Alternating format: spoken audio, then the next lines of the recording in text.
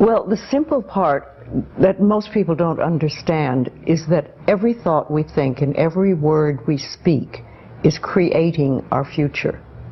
It's as though our thoughts go out into the universe and are accepted and brought back to us as experience.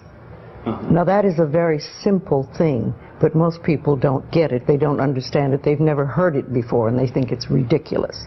But if you can really accept the fact that every time you think a thought and every time you speak a word, you are literally painting your future, making your dinner, whatever you want to call it, you are creating.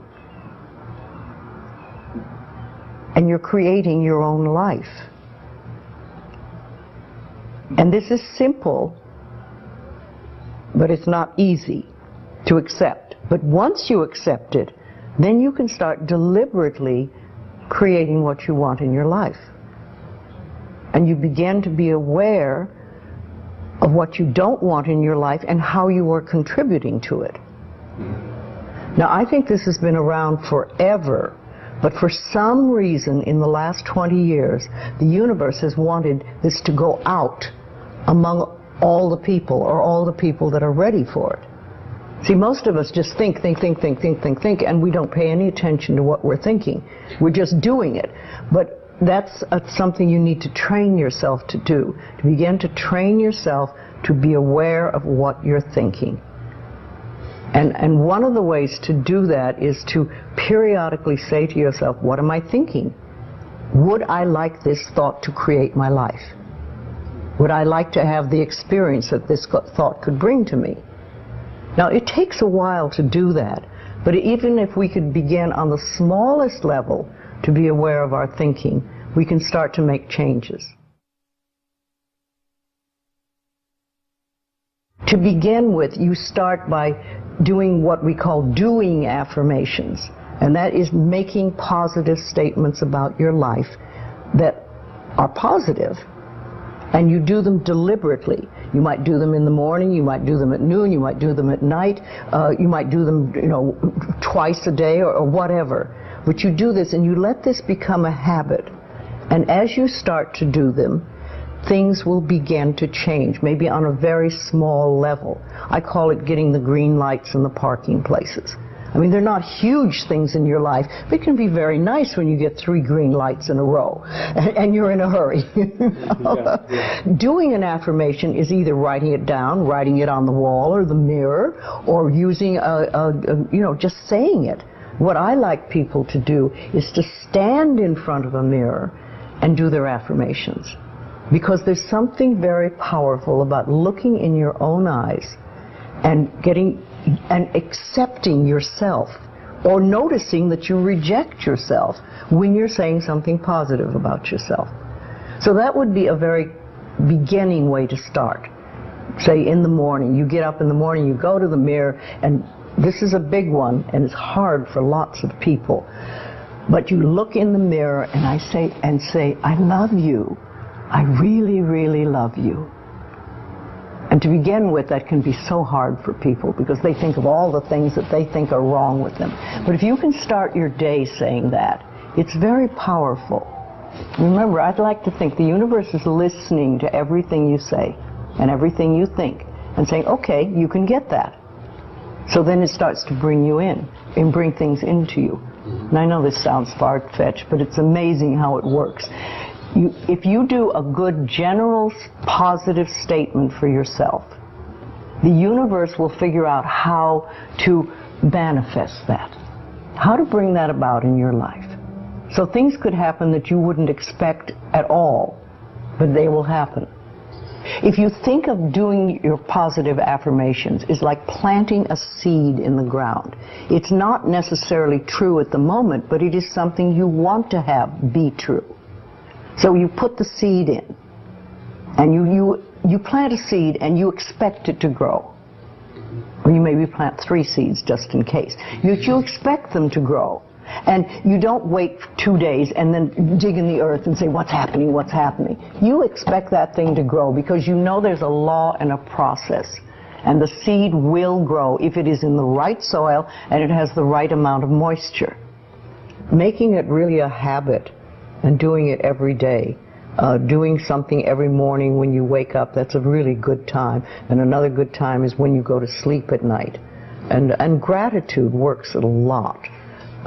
Just being grateful for everything. The more, I always say the universe loves gratitude. The more you're grateful for what the good is in your life, the more good you get to be grateful about. Mm-hmm.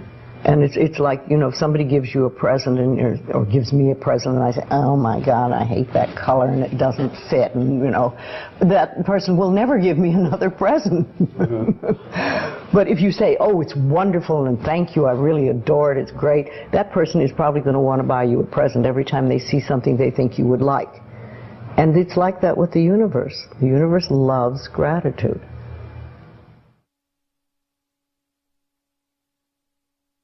If you have very strong beliefs within you that you don't deserve good things in your life, mm-hmm. and a lot of people have that, then there can be delays. And sometimes people say, well, affirmations don't work. I've done them. But when they're doing, for instance, prosperity affirmations, and they've done some prosperity affirmations, and they say it doesn't work, nothing's happening. And I say, well, all right, how many prosperity affirmations did you do in a day?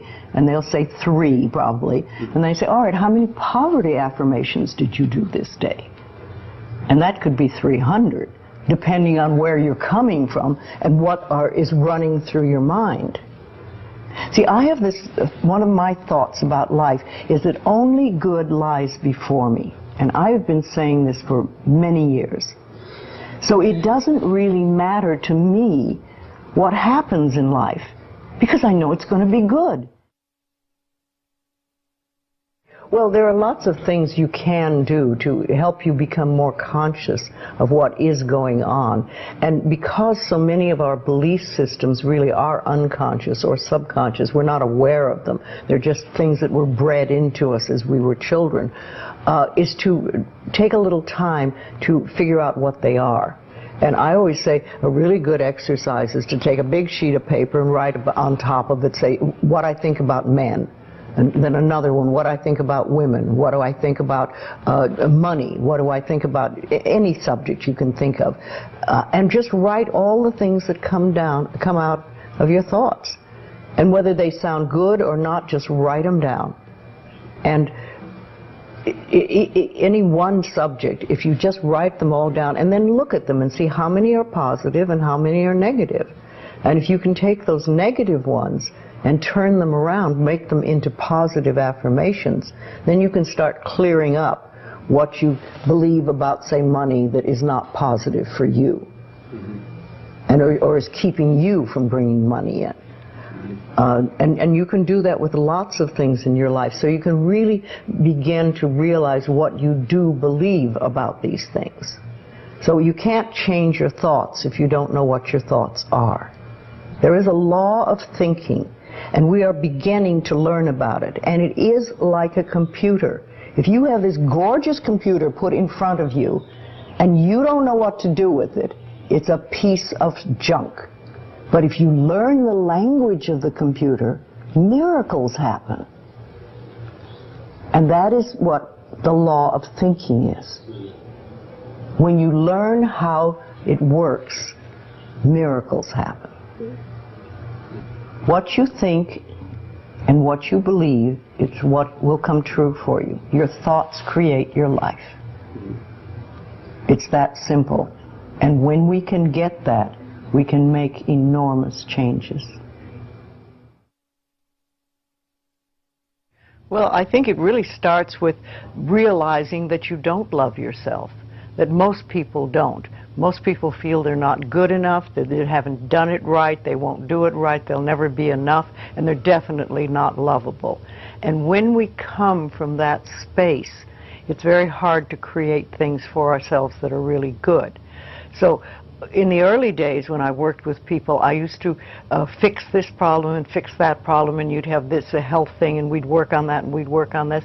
And one day I discovered, much to my amazement, that if I would help people learn to love themselves, to really accept themselves as they are, we didn't have to work around problems, because it was almost like a miracle. Everything seemed to fall away. It's a hard one for people because we grow up believing that we're not good enough and nothing is right. I remember lots of times I would ask people, well, what is really wrong with you? What have you done that is so terrible that you're not acceptable to yourself? And I never, ever, ever got an answer that made any sense.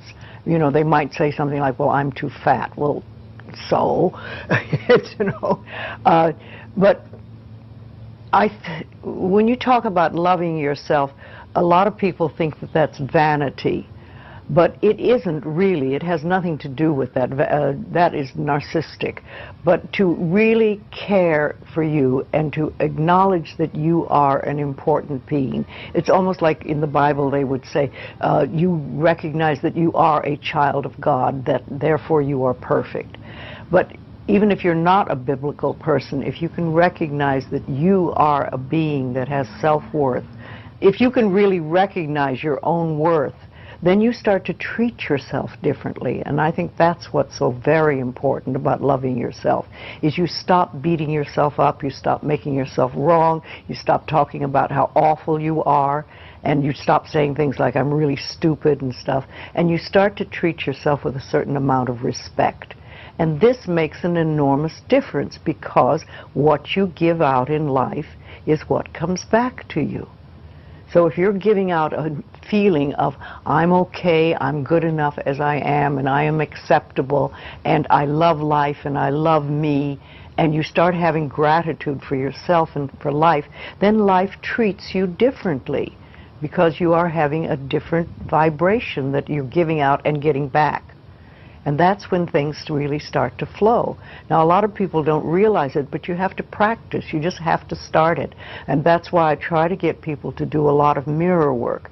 If you look in the mirror, just simple things like looking in the mirror in your own eyes and saying, I love you.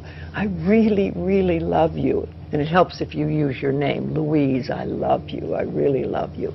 It gets to that little child inside that has been rejected for so long, and it breaks open sort of a dam or a door or whatever you want to call it, and it's like little miracles start to happen.